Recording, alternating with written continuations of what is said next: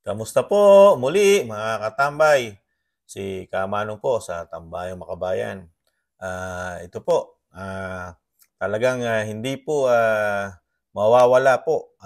Talagang araw-araw na po sa ating balita hanggat hindi sumasagot at tumutugon po ang Pangulong Marcos sa kanyang napakabigat na issue na sinasabing siya'y sangkot di umano sa illegal na droga, lalo sa paggamit nito mga katambay. Ito po, ayon po sa mga political commentator o komento o sa mga nagsusuri, talagang dapat pong sagutin po at patunayan po ng ating pamahalaan ang kanyang napakabigat na binibintang po sa kanya, lalo po sa issue ng droga, mga katambay. Ito po, pakinggan po natin ang balita at komentuhan po natin. At syempre, papasalamat po si Kamanong sa nakagusto po ng ating maliit na channel, ang Tambayang Makabayan, sa YouTube at TikTok. Thank you po mga katambay. Pakinggan na po natin ang balita mga katambay. Posible manong lumalaba ang tingin ng publiko kay Pangulong Bongbong Marcos kung patuloy nitong iiwasan ang expose ng isang vlogger na nag-uugnay sa kanya sa illegal na droga. Si Carlo de la Peña sa report. Hindi sang-ayon ang political commentator at matigang mamamahayag na si Jay Sonza sa naging tugon ng Philippine Drug Enforcement Agency o PDEA nang sabihin nitong peke ang dokumentong nag-uugnay kay Pangulong Bongbong Marcos sa illegal na droga. Ang viral ng dokumento ay sinapubliko kamakailan ng political vlogger na si Maharlika. Sabi ni Sonza, kung talagang peke at gawa-gawa lamang ang expose ni Maharlika, ay dapat na nagsampa kaagad ng kaso ang mga ito laban sa vlogger. Hindi ho ito ordinaryong akusasyon na ay, nambobola yung presidente, yung ganon. Or hindi tama yung policy. Ito ay mismong pagkatao na nang namumuno sa isang bansa. Isang nakakalungkot na pangyayari ito na dapat siguro hindi na natin basta baliwalain. Batay sa dokumentong inilabas ni Maharlika, lumalabas na noong March 10, 2012, target sa isang operasyon ay isang Bongbong Marcos Jr. alias Bonget, isang sikat na babaeng artista at ilang iba pa sa Unit 46C Rizal Tower Building, Rockwell, Barangay Poblacion, Makati City. Nakasulat rin dito na kaya nagkaroon ng operasyon ng PIDEA ay dahil mayroong sumisinghot ng iligal na droga sa nasabing lugar. Sa kabilang banda, naniniwala naman si Sonza na si BBM lamang ang makakapagpatigil sa naturang usapin. Wala kang choice dito eh. It's either, anong tawag ito, kinakailangan patunayan mo na hindi totoo. Or kung totoo ito, medyo malaking problema. Kasi pag hindi pwedeng hindi sasagutin ito ng Pangulo. The more that they will ignore this, dadaan ng mga araw, ng mga linggo, lalala ito. Sa ngayon, wala pa ring direktang sagot o pahayag si PBBM kaugnay sa naturang issue. Sabi pa ni Sonza, kahit na ang palagiang pagbiyahe ni PBBM sa ibang bansa para makahikayat ng mga mamumuhunan ay mababaliwala dahil walang matinong dayuhang mamumuhunan na pupunta sa Pilipinas, mga kapital para because you have a president na may sangkot sa illegal drugs. No?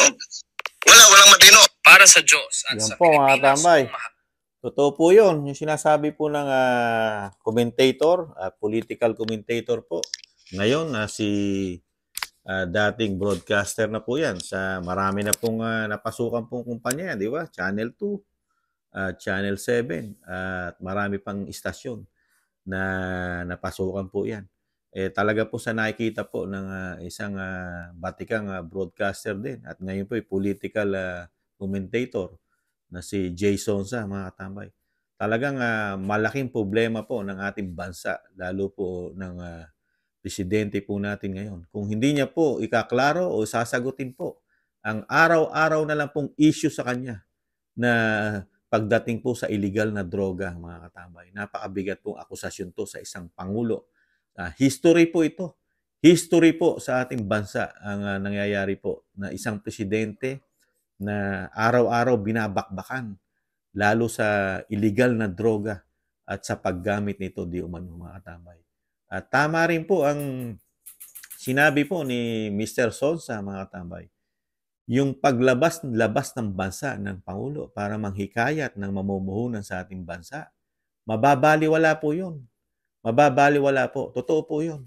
Sino nga namang mayayamang bansa at mayayamang mga negosyante ro sa mga bansa na yon na mamumuhunan sa ating bansa, maglalagak ng malalaking pera kung ang issue ng presidente droga.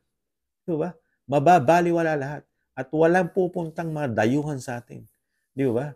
Na para lang sabihin na mamumuhunan kami dyan at lalakasan namin ang loob namin kahit na may issue pa ang inyong presidente sa napakabigat na, bisyo na yan po talaga problema ng buong mundo. Droga na napakahirap lutasin, di ba? Pero diyan nasasangkop ang presidente ng Pilipinas. At sinasabi ko nga, first time history, di ba? Na merong presidente na sa Pilipinas, kauna-unahan po ito, na naging issue po droga. Di ba? Ang karamihang issue sa ating mga leader ng bansa, lalo ang presidente, korupsyon. Di ba? Number 1 po, korupsyon ang issue, hindi po droga. Ito po kauna-unahan, droga. Kaya, mga katambay, ito po, pag hindi po ito sinagot ng pamahalaan, magtetaing ang kawali, babaliwalay na. Kasi hanggang ngayon, hindi po sumasagot ang ating Pangulong Marcos.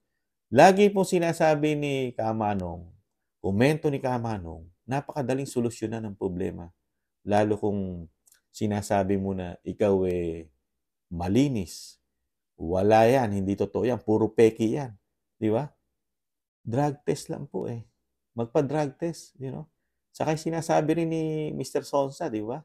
Na kung totoo na fake news din o peke yung hawak na dokumento ni Maharlika, di ba? Bakit hindi agad sinampahan ng kaso? Presidente ng Pilipinas po yan. Di ba? Pero wala. Di ba? Lumilipas pang araw. Di ba? Nagkakaroon lang po ng kaso si Maharlika. Pero saan lang po nagkakaroon? Sa social media. Nagkakaroon po ng kaso. Kaya po, hirap na hirap po. Hirap na rin po talaga yung mga enforcement sa social media ng pamahalaan kung paano po nila itwist at ipagtanggol po ang pamahalaan, lalo po ang ating presidente. Kung saan-saan na po dinadala ang issue para po mawala yung issue po sa droga sa ating Pangulo, di ba? Saan-saan na lang. Nandiyan yung kay West Philippine Sea, kay Pangulong Duterte, yung gentleman agreement. At sumagot na rin ang presidente. Di ba? Sumagot na rin ang dating presidente dyan. Talagang napakarami rin naman sinagot ng presidente at nabanggit pa nga rin doon, droga pa rin, di ba? Na hindi lang siya. May kasama pa siya, mga sekretary na sinabi na di umano, di ba mga tawa? Droga pa rin. Kaya, Mr. President, kung ang mga Pilipino, inaasahan niyo po at akala niyo po nagtitiwala pa rin yung mga bumoto po sa inyo na sinasabing mahigit 30 o 30 million plus ang bumoto sa inyo. Ngayon po nababawasan na po ang tiwala sa inyo, Mr. President. Dahil po pinagtatagal niyo yung issue na pinupukol po sa inyo. Diyan po sa droga, di ba? Tapusin niyo na po yan, Mr. President. Para na po malinis din po ang inyong sarili at ang inyong pamilya, ang pamilya Marcos, di ba? Na hindi po talaga ay gumagamit ng illegal na pinagbabawal na droga. Di mo ba, Mr. President? At sana po, wakasan na po ninyo yan, yung issue na yan, at makakapag-focus na po kayo sa trabahong ibinigay sa inyo ng, mga Pilipino, ng 100 mahigit milyon na mga Pilipino na umaasa sa inyo, Mr. President. Tapusin nyo na po. Magpa-drug test na po kayo o kung ano man ang hinihiling ng mga Pilipino sa inyo na test, ipagbigyan nyo po. Gawin nyo po. Para lahat po ng nag-aakusa sa inyo, titigil na po talaga yan. Titigil na. At ang ating bansa, Mr. President, makakabalik po ang tiwala ng mga bansa sa atin. Kung maikaklaro nyo po ang inyong pagiging sinasabing paggamit ng droga at mapapatunayan nyo po na klaro o clear po kayo, mismong mga bansa ang pupunta na sa atin at mamumuhunan dahil wala na kayong issue sa droga, di ba? At titigil na lahat. Titigil na lahat, Mr. President, ang mga nag-aakusa sa inyo, nagbibintang na kayo user, gumagamit ng pinagbabawal na droga. Di po ba mga katambay? Napakadaling solusyonan. High-tech na po tayo ngayon. Kukunan ka lang ng kung anong test. Dugo, ilang oras lang po, malalaman na po natin, di ba? Sa buhok, sa dugo, merong sa ihi, di ba? Oras lang. May issue pa nga ho kayo, di ba? Hindi nyo na rin sinagot yung huling issue ni Maharlika na napakabilis po nangyari na inyong urine test sa droga nung kayo po ay kumakampanya. Di ba? Sinasabi nga ni Maharlika rin na nasa Guinness Book of Record po yung testing ng droga po sa inyo within 2 minutes lang. Lumabas na po ang result ng inyong droga.